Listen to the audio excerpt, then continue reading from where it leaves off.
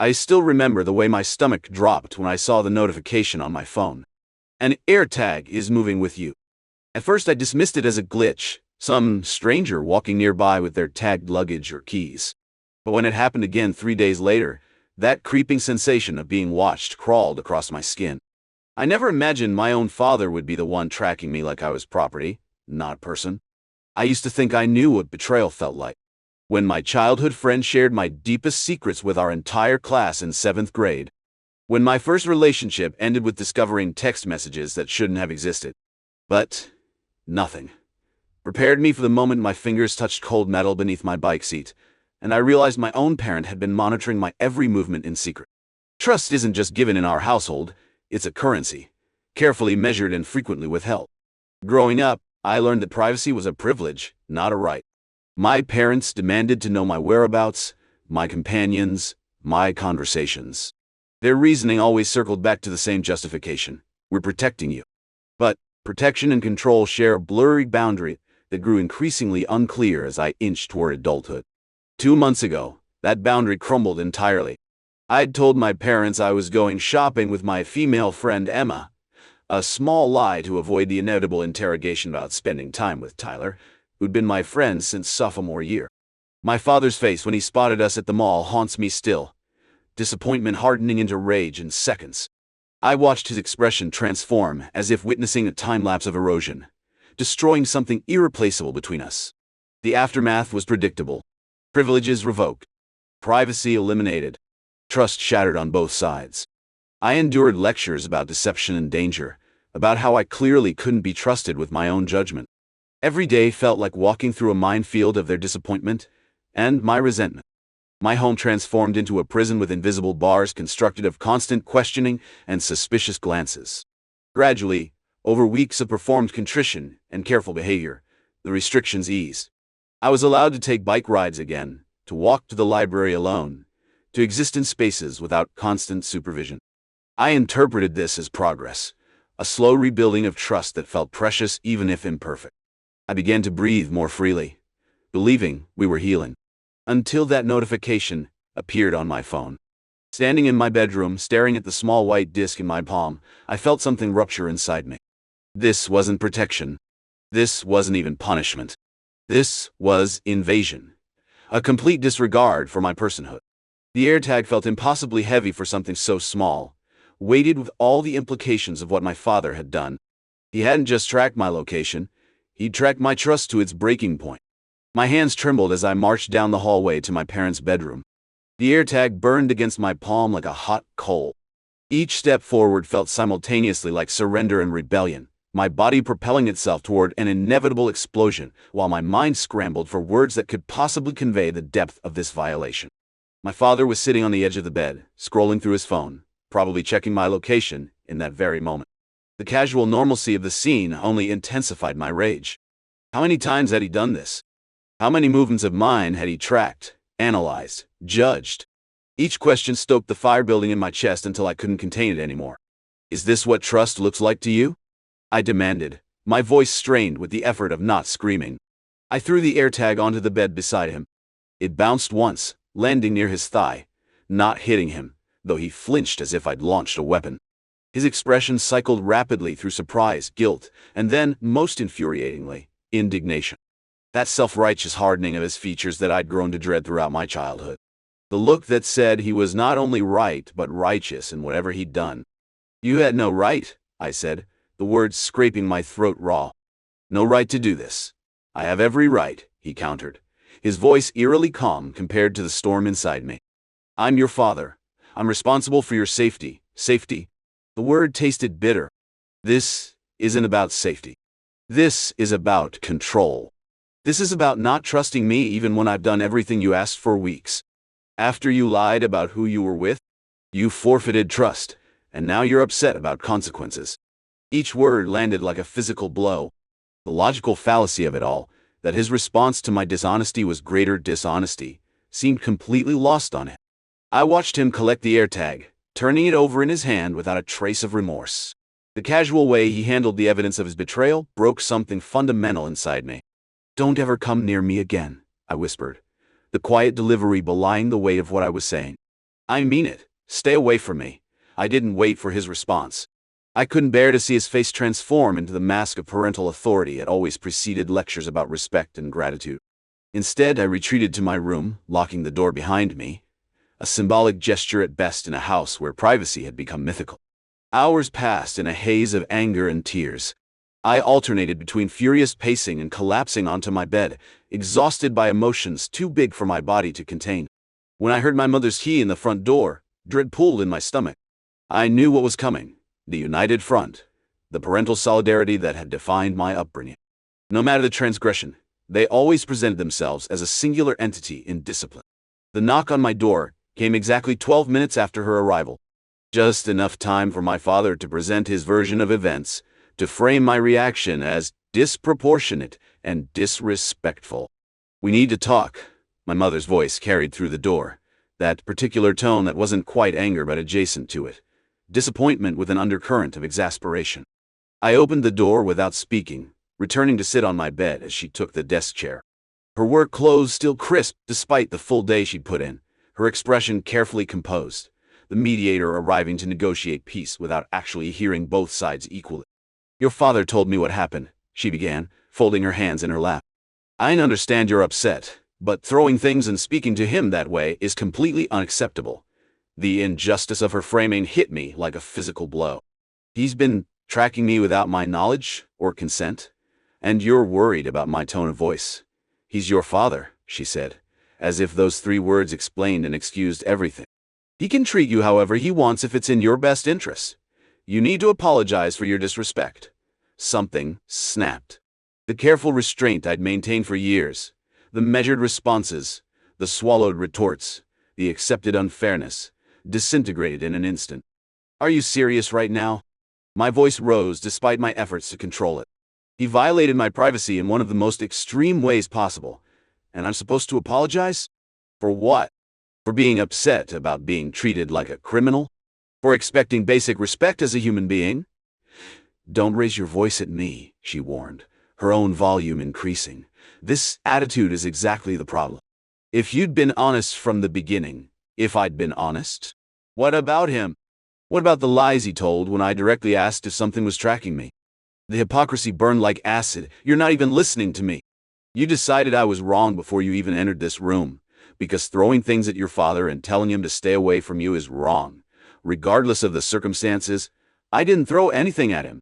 I threw it on the bed." The distinction felt crucially important, though I knew she wouldn't acknowledge it.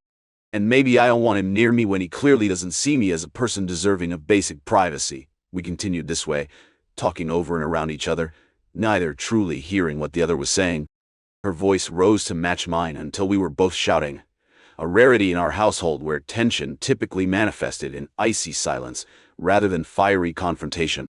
Years of unexpressed frustration erupted from me in a torrent of painful truths about control, disguised as care, about conditional love dependent on perfect obedience. When she finally left my room, the silence felt concussive after the shouting. My throat ached. My head pounded. My entire body felt hollowed out, scraped empty of everything except a bone-deep exhaustion. I collapsed onto my bed, suddenly aware of the tears streaming down my face, not from sadness but from sheer emotional depletion. In the days that followed, our house transformed into a frozen landscape of minimized interaction. My parents moved around me like I was a piece of furniture rather than their child. Necessary acknowledgments, but nothing more. My brothers took their cues from this new dynamic, throwing accusatory glances my way when our parents weren't looking. The message was clear. I had disrupted the family equilibrium. I had challenged authority that shouldn't be challenged. I was the problem. And in my darkest moments, I wondered if they were right. The worst part about family conflict isn't the explosive moments. It's the aftermath. The lingering radioactive fallout that contaminates every interaction, every shared meal, every passing conversation. It's catching your father's eye across the dinner table and immediately looking away. It's hearing your mother ask if you need anything from the store and wondering if the question contains a trap. It's the exhausting hypervigilance that comes from living with people who simultaneously know you intimately and don't understand you at all. A week passed in this uncomfortable limbo. I went to school, came directly home, stayed in my room with the door closed. My brothers, sensing the shift in familial power dynamics, alternated between ignoring me completely and needling me with comments designed to reopen wounds. "You know, Dad was just trying to keep you safe," my older brother said during a rare moment when we were alone in the kitchen. "You went nuclear over nothing. Would you be saying that if he put a tracker on your car?" I countered, struggling to keep my voice level. "If he monitored every place you went without telling you?" He shrugged, the gesture dismissive in a way that made my blood simmer. "I wouldn't have lied about who I was with in the first place." His response exemplified everything wrong with our family's perspective. The belief that one transgression justified unlimited retaliation, that parental authority was absolute and unquestionable, that my reaction would be self. I didn't bother responding. We had grown up in the same house but developed fundamentally different understandings of personal boundaries. Alone in my room that night, I found myself doing something I hadn't done in years, writing in a journal. Not on my phone or computer where it might be discovered, but in an actual notebook, pen pressed hard against paper as if the pressure could somehow transfer some of the weight from my chest onto the page. I keep wondering if I'm crazy for feeling this violated. Am I overreacting? Would other parents do the same thing? Is this normal and I'm just being dramatic? I know I'd be. Well, you know, the questions haunted me, especially in the middle of the night when doubt tends to grow like shadows on the wall. I'd spent so many years accepting my parents' definition of reasonable behavior that challenging it felt like challenging gravity, like arguing against a fundamental force that couldn't possibly be wrong.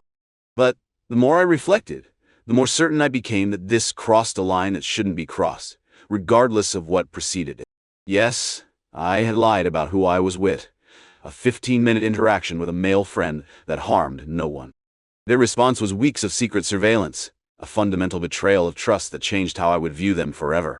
The disproportion was staggering. I thought about my friends' relationships with their parents, the ones I'd always envied but dismissed as unrealistic for my own family. How their mistakes were treated as learning opportunities rather than character indictments. How trust was the default setting, not something to be earned through perfect compliance. How privacy was respected as a necessity for developing identity, not viewed as a potential cover for wrongdoing, DUI taught. For the first time, I allowed myself to consider that perhaps the problem wasn't me. Perhaps the problem was a family dynamic that prioritized control over connection, obedience over understanding, appearances over authenticity. Perhaps I wasn't wrong for wanting basic respect and privacy. Perhaps the crazy-making wasn't my reaction, but the situation that provoked it.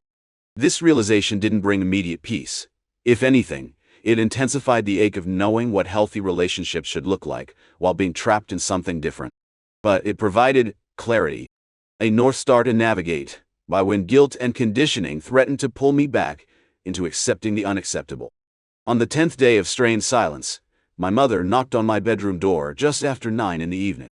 I was sitting cross-legged on my bed, textbook open but unread, as my mind wandered through the same circular thoughts that had occupied it for days.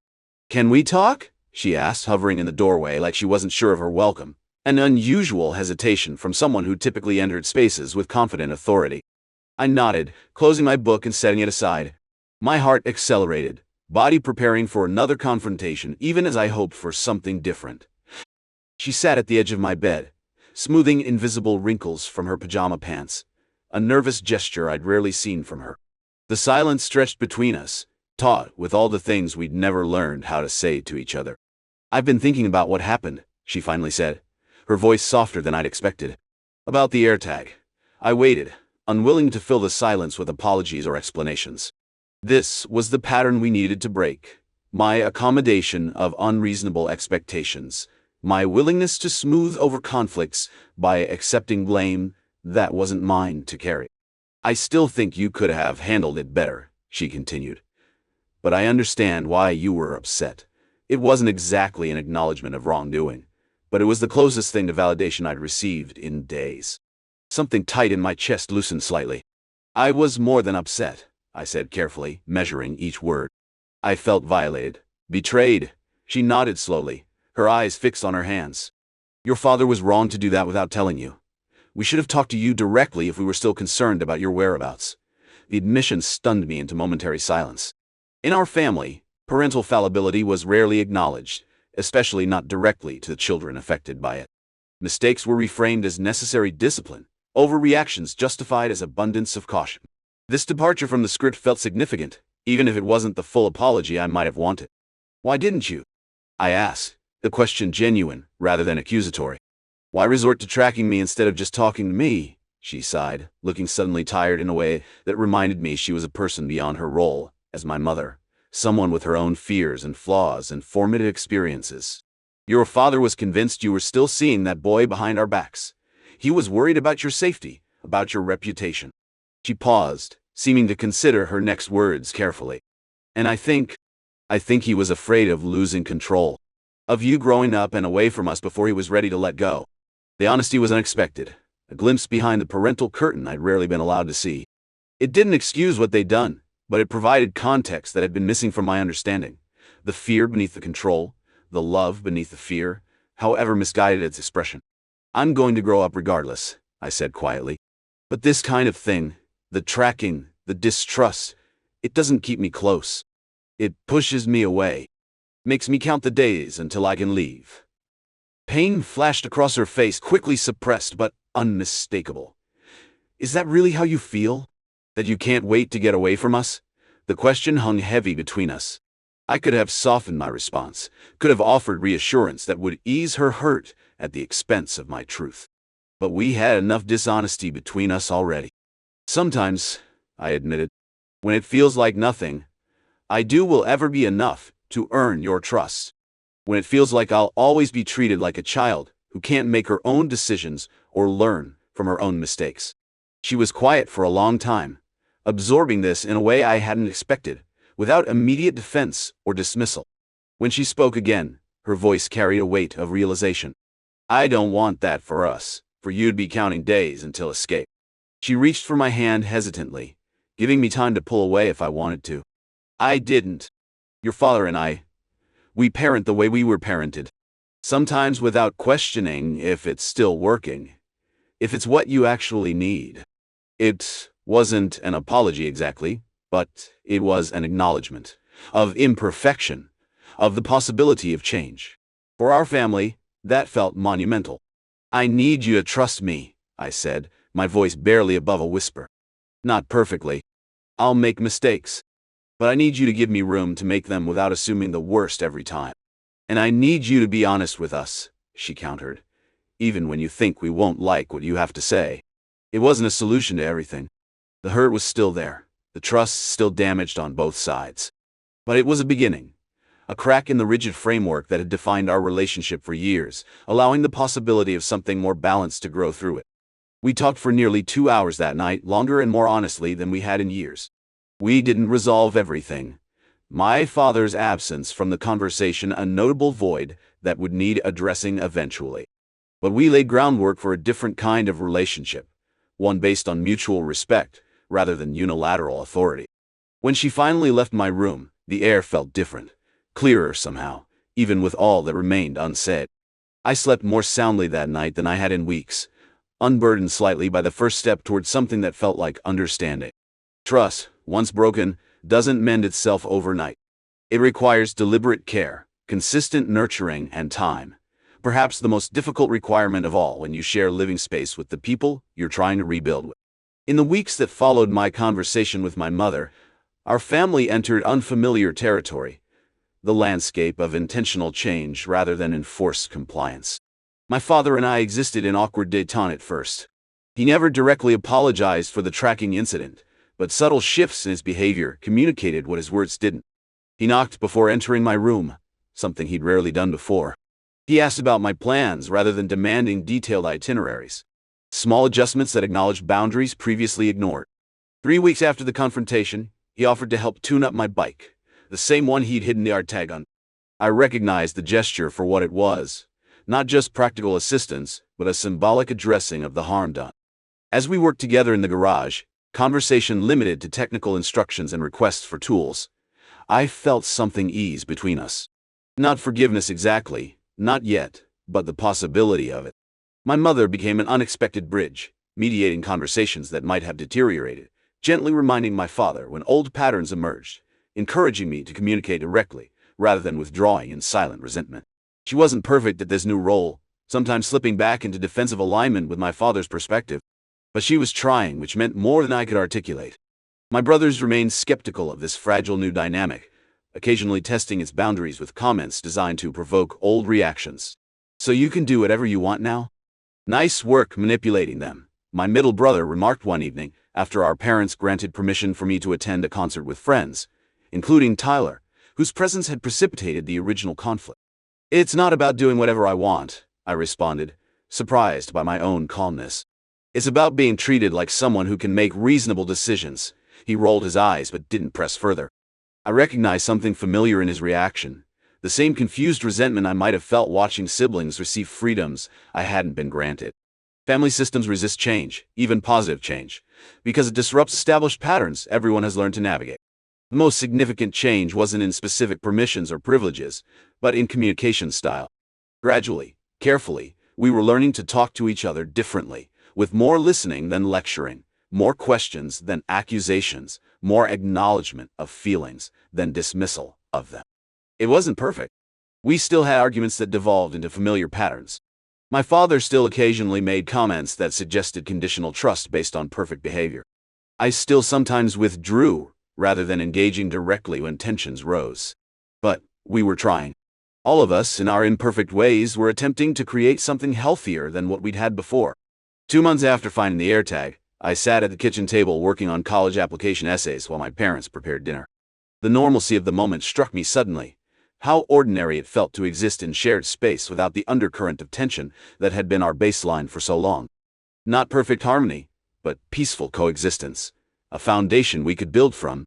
"I'm thinking about majoring in psychology," I said during dinner, watching their reactions carefully. This announcement would have provoked immediate objections before. Concerns about job prospects, suggestions of more practical alternatives, assumptions about my decision-making process. Instead, my father asked, "What interests you about psychology?" No judgment in the question, just curiosity about my thinking.